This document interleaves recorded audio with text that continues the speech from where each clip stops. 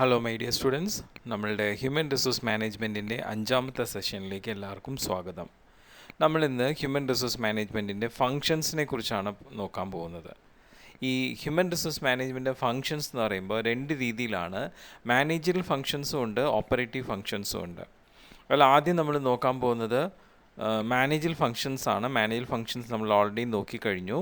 ഇനിയിപ്പോൾ നമ്മൾ ഇന്നത്തെ സെഷനിൽ ഓപ്പറേറ്റീവ് ഫങ്ഷൻസ് ആണ് നോക്കുന്നത്. ഓപ്പറേറ്റീവ് ഫങ്ഷൻസിൽ നമുക്ക് ആദ്യം വരുന്ന പ്രൊക്യൂർമെൻറ്റ് ഓഫ് പേഴ്സണൽ എന്ന് പറയാം. Personal PERSONNEL. ഞാൻ അതിന് മുമ്പും പറഞ്ഞു, പേഴ്സണൽ PERSONAL ഉണ്ട്, NNEL ഉണ്ട്. NAL എന്ന് പറഞ്ഞാൽ ഒരു വ്യക്തിയെ സംബന്ധിച്ച്, NNEL എന്ന് വെച്ചാൽ ഒരു കൂട്ടം വ്യക്തികളെ സംബന്ധിച്ച്. ഇവിടെ നമ്മളുടെ ഓർഗനൈസേഷനിൽ നമ്മൾ ഒരു കൂട്ടം വ്യക്തികളെ സംബന്ധിച്ചാണ്. നമുക്ക് ഒരുപാട് എംപ്ലോയീസിന് ആവശ്യമുണ്ട് അല്ലേ? അപ്പോൾ അതാണ് പ്രൊക്യൂർമെൻറ്റ് ഓഫ് പേഴ്സണൽ എന്ന് പറയുന്നത്. അപ്പം നമ്മളുടെ ഓർഗനൈസേഷൻ്റെ ഗോൾസ് അച്ചീവ് ചെയ്യാനായിട്ട് നമുക്ക് എത്ര ആൾക്കാരെ, ഏതൊക്കെ രീതിയിലുള്ള എത്ര ആൾക്കാരെ വേണം എന്നുള്ള കാര്യമാണ് നമ്മൾ ഈ പ്രൊക്യൂർമെൻറ്റ് ഓഫ് പേഴ്സണലിൽ തീരുമാനിക്കുന്നത്. ഓക്കെ, സോ ആ ഒരു മാൻ പവർ റിക്വയർമെൻറ്റ്, അവരുടെ റിക്രൂട്ട്മെൻറ്റ്, അവരുടെ സെലക്ഷൻ, പ്ലേസ്മെൻറ്റ്, അവരുടെ ഓറിയൻറ്റേഷൻ, ഇതെല്ലാം പ്രൊക്യൂർമെൻറ്റ് ഓഫ് പേഴ്സണലിൽ ഉൾപ്പെടുന്നു. ഇനി ഡെവലപ്മെൻറ്റ് ഓഫ് പേഴ്സണൽ, വൺസ് ഇപ്പോൾ നമ്മുടെ ഓർഗനൈസേഷനിൽ ഈ പറയുന്ന എംപ്ലോയീസ് വന്നു കഴിഞ്ഞാൽ അവർ നല്ല ഡെഡിക്കേറ്റഡ് ആയിട്ട് നമ്മൾ ഉദ്ദേശിക്കുന്ന പോലെ ആ ക്വാളിഫിക്കേഷനിൽ, ആ ഒരു ഡെസിഗ്നേഷനിൽ അവർ നല്ല രീതിയിൽ പെർഫോം ചെയ്യുന്നു എന്ന് കണ്ടു കഴിഞ്ഞാൽ പിന്നെ അവരെ ഡെവലപ്പ് ചെയ്യുക എന്നുള്ളതാണ് ഓർഗനൈസേഷൻ്റെ ചുമതല. അപ്പോൾ അങ്ങനെ അവരെ ഡെവലപ്പ് ചെയ്യുമ്പോൾ അവരുടെ കരിയർ ഡെവലപ്പ് ചെയ്യും. അത് മാത്രമല്ല, അവരുടെ കരിയർ ഡെവലപ്പ് ചെയ്യുമ്പോൾ നമ്മുടെ ഓർഗനൈസേഷൻ്റെ ഗോൾസും ഓർഗനൈസേഷന് കുറേ കൂടി നല്ലൊരു റിസോഴ്സായിട്ട് അവർ മാറുകയും ചെയ്യും. അപ്പോൾ അതിന് വേണ്ടിയിട്ടാണ് അവർക്ക് വേണ്ട ആവശ്യമായിട്ടുള്ള ട്രെയിനിങ്സ്. ചുമ്മാ ഒരു എംപ്ലോയിക്ക് പോയിട്ട് ട്രെയിനിങ് കൊടുക്കില്ല. അഫ്കോഴ്സ് ഇപ്പോൾ ഒരു സമയത്ത് ഇപ്പോൾ പുതിയതായിട്ട് എംപ്ലോയിനെ സെലക്ട് ചെയ്ത് കഴിയുമ്പോൾ സ്റ്റാർട്ടിങ്ങിലൊരു ട്രെയിനിങ് ഉണ്ടാവും. അത് ആ ഒരു ഓർഗനൈസേഷനായിട്ട് പരിചയപ്പെടാൻ വേണ്ടിയിട്ടാണ്. പക്ഷെ അത് കഴിഞ്ഞാൽ പിന്നെ ആ എംപ്ലോയി അവിടുത്തെ ഓർഗനൈസേഷനിലെ ആൾ പ്രൂവ് ചെയ്യണം. അയാൾക്ക് സ്കില്ലുണ്ടെന്നും ഓർഗനൈസേഷൻ അയാൾക്ക് സപ്പോർട്ട് ചെയ്യാൻ പറ്റും എന്നുള്ള പ്രൂവ് ചെയ്ത് കഴിഞ്ഞാലാണ് ബാക്കിയുള്ള ട്രെയിനിങ്സൊക്കെ അയാൾക്ക് കിട്ടുള്ളൂ. അപ്പോൾ അങ്ങനെ അവരുടെ ജോബ് പെർഫോമൻസിനനുസരിച്ച് അവരുടെ സ്കില്ലിനെ ഡെവലപ്പ് ചെയ്യാൻ വേണ്ടിയിട്ട്, അപ്പോൾ അങ്ങനെ സ്കിൽ ഡെവലപ്പ് ചെയ്യുമ്പോൾ അവരുടെ കരിയറും ഡെവലപ്പ് ചെയ്യും. അപ്പോൾ അതിന് പല ഡിഫറെൻറ്റ് ട്രെയിനിങ് ടെക്നിക്സൊക്കെ എംപ്ലോയീസിന് കൊടുക്കുക. അതാണ് ഡെവലപ്മെൻറ്റ് ഓഫ് പേഴ്സണൽ. ഓക്കെ, അപ്പോൾ ആദ്യം പ്രൊക്യൂർമെൻറ്റ് ഓഫ് പേഴ്സണൽ, പിന്നെ അത് കഴിഞ്ഞാൽ development of personal. Talent prove ചെയ്യുന്ന എംപ്ലോയീസിന് മാത്രമാണ് ശരിക്കും ഈ പറയുന്ന ഫർദർ ട്രെയിനിങ്സും കാര്യങ്ങളൊക്കെ വരുന്നത്. അതുമാത്രമല്ല, പ്രൊമോഷൻ പോളിസീസൊക്കെ അവർക്ക് മാത്രമാണ് ബാധകമായിട്ട് വരുന്നത്. അല്ലാതെ തൊട്ടും പിടിച്ച് നിൽക്കുന്ന എംപ്ലോയീസ്, അത്രയും പെർഫോം ചെയ്യാത്ത എംപ്ലോയീസിനൊന്നും അത് ബാധകമല്ല. അപ്പോൾ അതുകൊണ്ടാണ് പറയുന്നത്, ഓർഗനൈസേഷനിലെ ജോബിലേക്ക് കയറി കഴിയുമ്പോൾ the employees should prove. Okay, so അതനുസരിച്ചിട്ടാണ് പ്രൊമോഷൻസും അതുപോലെ തന്നെ അവരുടെ ട്രെയിനിങ്സും അവരുടെ പെർഫോമൻസ് അപ്രൈസലും അവരുടെ ഡെവലപ്മെൻറ്റ് ട്രെയിനിങ്സ് എല്ലാം വരുന്നത്. പിന്നെ ഇങ്ങനെയുള്ള പ്രോമിസിങ് ആയിട്ടുള്ള എംപ്ലോയീസിന് ഉചിതമായിട്ടുള്ള ഒരു ഘടകമാണ് കോമ്പൻസേഷൻ എന്ന് പറയുന്നത്. അത് ഉചിതമായിട്ടുള്ള കോമ്പൻസേഷൻ തന്നെ കൊടുക്കണം in terms of salary and other benefits. Okay, അത് നമ്മുടെ ഇൻഡസ്ട്രിയൽ ലോയിൽ ഓരോ ഇൻഡസ്ട്രിക്കും ഓരോ പർട്ടിക്കുലർ കാറ്റഗറിയിൽ പെടുന്ന എംപ്ലോയീസിന് കൃത്യമായിട്ട് സാലറി പേ സ്കെയിൽ തീരുമാനിച്ച് പറഞ്ഞിട്ടുണ്ട്. അപ്പോൾ അതനുസരിച്ചുള്ള സ്കെയിൽ തന്നെയായിരിക്കണം കൊടുക്കേണ്ടത്.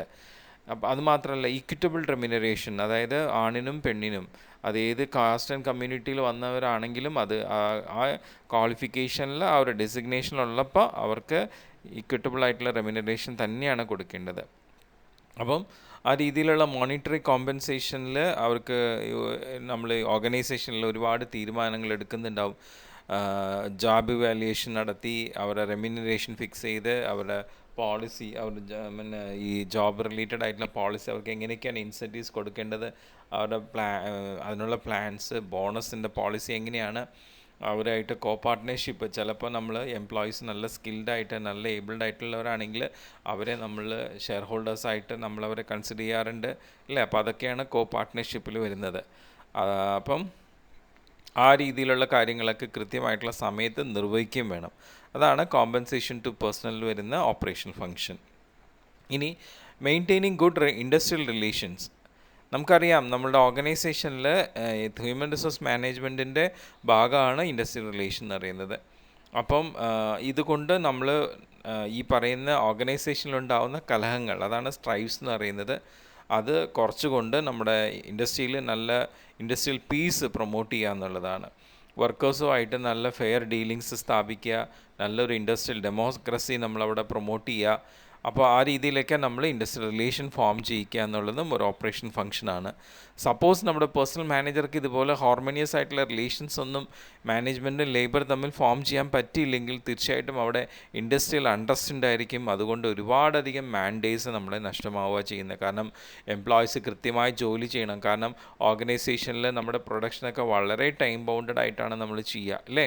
ഇപ്പം നോക്കൂ, നമ്മൾ TVS കമ്പനിയിൽ അവിടെ പറയുന്നത് ഇങ്ങനെയാണ്: 2 വീലേഴ്സ് അസംബിൾ ചെയ്യുന്ന ഒരു പ്രൊഡക്ഷൻ യൂണിറ്റിൽ ഓരോ ലൈക്ക് 3.20 മിനിറ്റ്സിൻ്റെ ഉള്ളിൽ ഒരു 2 വീലർ അസംബിൾ ചെയ്ത് കഴിഞ്ഞിരിക്കണം എന്നാണ് പറയുന്നത്. എന്നാലേ അവരുടെ പ്രൊഡക്ഷനിൽ കറക്റ്റായിട്ട് ഒരു ദിവസം ഇത്ര ക്വാണ്ടിറ്റി പ്രോഡക്റ്റ് പ്രൊഡ്യൂസ് ചെയ്യാൻ പറ്റുള്ളൂ.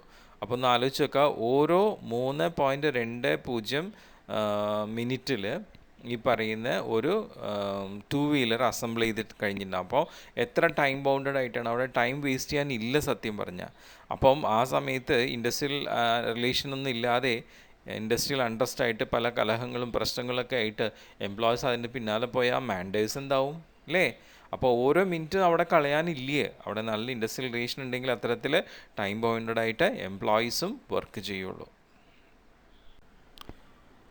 അപ്പോൾ ആ രീതിയിൽ ഇൻഡസ്ട്രിയൽ റിലേഷന് പ്രാധാന്യം കൊടുത്തുകൊണ്ട് ലേബർ മാനേജ്മെൻറ്റ് റിലേഷൻസ് നല്ലതല്ലെങ്കിൽ നമ്മുടെ എംപ്ലോയീസിൻ്റെ മൊറാൽ, അതുപോലെ അവരുടെ ഫിസിക്കൽ കണ്ടീഷൻസ് എല്ലാം ബുദ്ധിമുട്ടിലാവും, ഇല്ലേ? അവർക്കൊരു സെൽഫ് മോട്ടിവേഷൻ ഉണ്ടാവില്ലേ? അപ്പോൾ ഫിസിക്കലി അവർ ഭയങ്കര എനർജി ലോവിലായിരിക്കും. അപ്പോൾ അത് ശരിക്കും നമ്മുടെ ഓർഗനൈസേഷനും അതുപോലെ നമ്മുടെ നേഷനൊക്കെ മൊത്തം അതൊരു ലോസാണ്.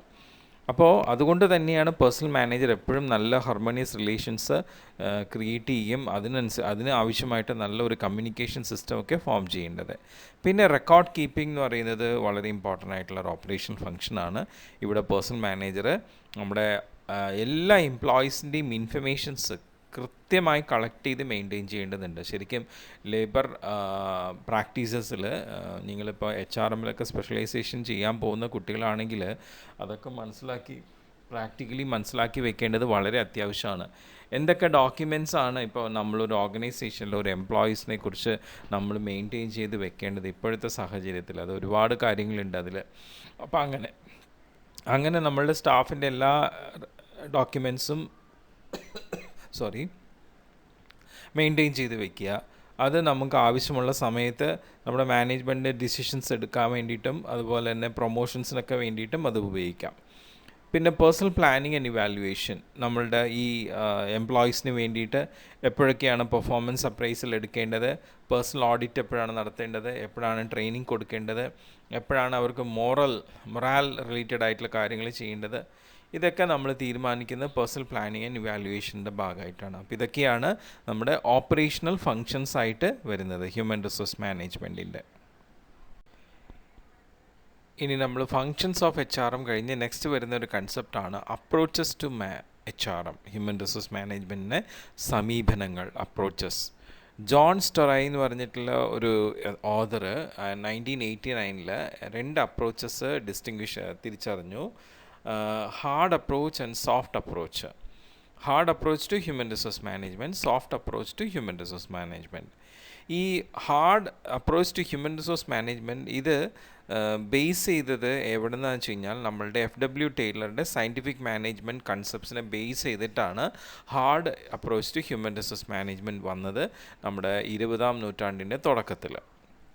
ഓക്കെ, സോ ഇതിൽ നമ്മൾ സയൻറ്റിഫിക് മാനേജ്മെൻറ്റിൻ്റെ പല മാനേജ്മെൻറ്റ് ടെക്നിക്സ് ഇതിൽ ഈ hard approach to human resource മാനേജ്മെൻറ്റിൽ യൂട്ടിലൈസ് ചെയ്യപ്പെട്ടു. അതിലൂടെ നമ്മുടെ ഓർഗനൈസേഷൻ്റെ എഫിഷ്യൻസി, പ്രൊഡക്ടിവിറ്റിയൊക്കെ കൂട്ടാമെന്ന് കണ്ടു. ഓക്കെ, ഇതിൽ നമ്മുടെ സയൻറ്റിഫിക് മാനേജ്മെൻറ്റിൻ്റെ മെയിനായിട്ടും അതിൽ ടൈം അതുപോലെ method studies, work through time and work through method സ്റ്റഡീസൊക്കെ ഇവർ ഫോം ചെയ്തു. വർക്ക് റിലേറ്റഡ് ആയിട്ടുള്ള സ്റ്റാൻഡർഡൈസേഷൻ ഫോം ചെയ്തു. ഫങ്ഷണൽ ഫോർമാൻഷിപ്പ്, അതുപോലെ തന്നെ പേ റേറ്റ് സിസ്റ്റം, അല്ലേ? നമുക്ക് ഇപ്പം പീസ് റേറ്റ്, ടൈം റേറ്റ് എന്ന് പറഞ്ഞിട്ട് ഇത്ര സമയം വർക്ക് ചെയ്യുകയാണെങ്കിൽ ഇത്ര എമൗണ്ട്, ഇത്ര എണ്ണം ഉണ്ടാക്കി കഴിഞ്ഞാൽ ഇത്ര എമൗണ്ട്, അതാണ് പേ റേറ്റ് സിസ്റ്റം വരുന്നത്. അങ്ങനെ ഉള്ള കാര്യങ്ങൾ. പിന്നെ ഇൻസ്ട്രക്ഷണൽ കാർഡ് ഫോർ വർക്കേഴ്സ്, ഓരോ വർക്കേഴ്സിനും അവർ ചെയ്യേണ്ട ജോലിക്കുള്ള ഇൻസ്ട്രക്ഷൻസ് കാർഡ് കൊടുക്കുക. അപ്പോൾ അങ്ങനെയൊക്കെ ആയിട്ട് നമ്മുടെ ഹ്യൂമൻ റിസോഴ്സിനെ, നമ്മുടെ ഓർഗനൈസേഷനിലുള്ള ഹ്യൂമൻ റിസോഴ്സിനെ മാക്സിമം യൂട്ടിലൈസ് ചെയ്യാവുന്ന എല്ലാ കാര്യങ്ങളും ഈ സയൻറ്റിഫിക് മാനേജ്മെൻറ്റ് ടെക്നിക്സിലൂടെ ഫോം ചെയ്തു, hard approach to human resource മാനേജ്മെൻറ്റിൽ. അപ്പം ഇതിൽ ഈ പറയുന്ന ഈ hard approach to human resource മാനേജ്മെൻറ്റിൽ നമ്മുടെ സയൻറ്റിഫിക് മാനേജ്മെൻറ്റ് തിയറീസാണ് മെയിൻലി ഫോളോ ചെയ്തിരുന്നത്. അതിലൂടെ നമ്മുടെ എംപ്ലോയീസിനെ ഒരു റാഷണൽ എക്കണോമിക് മാൻ എന്ന രീതിയിലാണ് കൺസിഡർ ചെയ്തിരുന്നത്. എന്താണ് റാഷണൽ എക്കണോമിക് മാൻ എന്ന് വെച്ച് കഴിഞ്ഞാൽ, ദറ്റ് മീൻസ് അവരെ മോട്ടിവേറ്റ് ചെയ്താൽ അവരിൽ നിന്നും ബെസ്റ്റ് റിസൾട്ട് ഉണ്ടാവും. ആ രീതിയിൽ അവരെപ്പോഴും ഇങ്ങനെ മോട്ടിവേറ്റ് ചെയ്തുകൊണ്ടിരിക്കുക, അപ്പോൾ അവർക്ക് ബെസ്റ്റ് റിസൾട്ട് ഉണ്ടാവും. ദറ്റ് മീൻസ് അവരെ കൊണ്ട് പണിയെടുപ്പിക്കുക, അതിനൊപ്പം മോട്ടിവേറ്റ് ചെയ്യുക, അപ്പോൾ അവർ നന്നായി പണിയെടുത്തോളും. ആ രീതിയിലാണ് hard approach to human resource മാനേജ്മെൻറ്റിൽ എംപ്ലോയീസിനെ കണ്ടിരുന്നത്. അപ്പോൾ ശരിക്കും പറഞ്ഞാൽ നമ്മളുടെ hard approach to human resource management എന്ന് പറയുന്നത് തന്നെ നമ്മുടെ സയൻറ്റിഫിക് മാനേജ്മെൻറ്റിൻ്റെ ഒരു വേർഷൻ, ഒരു വേറെ വ്യത്യസ്തമായിട്ടുള്ള ഒരു വേർഷനായിട്ട് തന്നെ പറയാം. കാരണം അതിലുള്ള ഒരുവിധ എല്ലാ കൺസെപ്റ്റ്സും ഇവിടെ യൂട്ടിലൈസ് ചെയ്യപ്പെട്ടു. അപ്പോൾ നമ്മളുടെ ഈ hard approach to human resource മാനേജ്മെൻറ്റിൻ്റെ ഫണ്ടമെൻ്റൽ പോയിൻറ്റ്സ് എന്താ ഉദ്ദേശിക്കുന്നത് വെച്ച് കഴിഞ്ഞാൽ, നമ്മുടെ ഓർഗനൈസേഷൻ്റെ എഫിഷ്യൻസി നമുക്ക് അച്ചീവ് ചെയ്യാം. എങ്ങനെ? നമ്മുടെ ഓർഗനൈസേഷനിലുള്ള HR യൂസ് ചെയ്തുകൊണ്ട്. ഓക്കെ, അപ്പം ഇതൊരു ഇൻസ്ട്രുമെൻ്റലിസം യൂട്ടിലൈറ്റേറിയൻ രീതിയിലാണ് ഈ ഒരു hard approach to human resource management form ചെയ്തിട്ടുള്ളത്. അതായത് ഹ്യൂമൻ റിസോഴ്സിനെ എന്ത് ചെയ്യുന്നു, ഉപയോഗിച്ച് ഓർഗനൈസേഷൻ്റെ ഡിസയർ ഗോൾ അച്ചീവ് ചെയ്യുക. ഓക്കെ, അപ്പോൾ അതിൽ ഹ്യൂമൻ റിസോഴ്സിനുള്ള കൺസിഡറേഷൻ അത്ര കാര്യമായിട്ട് കാണുന്നില്ല.